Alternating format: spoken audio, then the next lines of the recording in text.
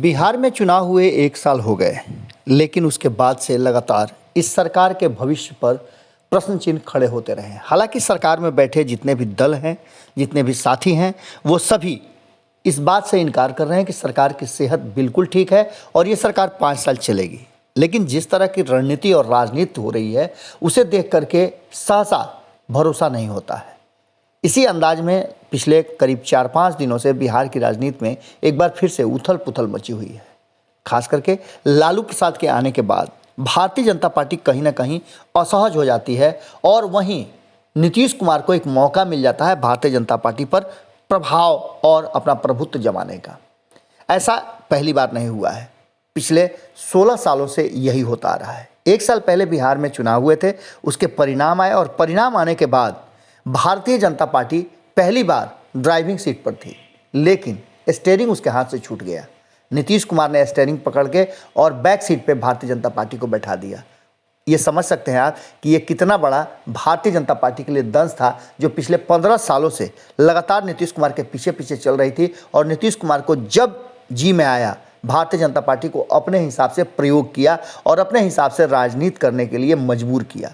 बिहार में अगर सत्ता चाहिए तो आपको नीतीश कुमार के पीछे पीछे चलना होगा। ये संदेश बड़ा ही स्पष्ट तरीके से नीतीश कुमार ने दिया। 2013 से लेकर के 2017 के बीच में भारतीय जनता पार्टी को एहसास हो गया कि नीतीश के पीछे पीछे ही चलना उसके भाग्य में बिहार में लिखा हुआ है। लेकिन अब जबकि अन्य राज्यों में चुनाव है और बिहार में एक बार फिर से हलचल मची हुई है, तो इसके पीछे कहीं ना कहीं कोई बड़ी रणनीति भारतीय जनता पार्टी भी बना रही है।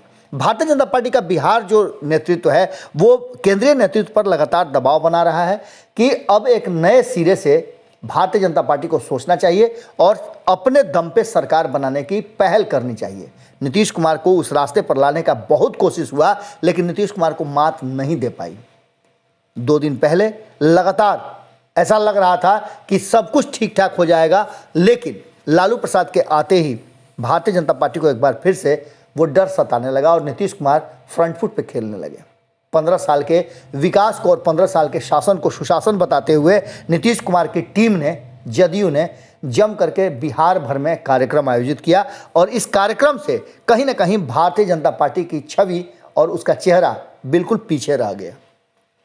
ऐसी स्थिति में भारतीय जनता पार्टी को एक उपाय सूझा और उसने एक नई टीम बना दी। बीजेपी की 18 सदस्यीय नई कोर टीम बनी है, जिसमें 44% से ज़्यादा सदस्य जो हैं वो बिल्कुल नए हैं, जो नीतीश कुमार के साथ 15 साल से साथ कदम से कदम मिलाकर चल रहे थे।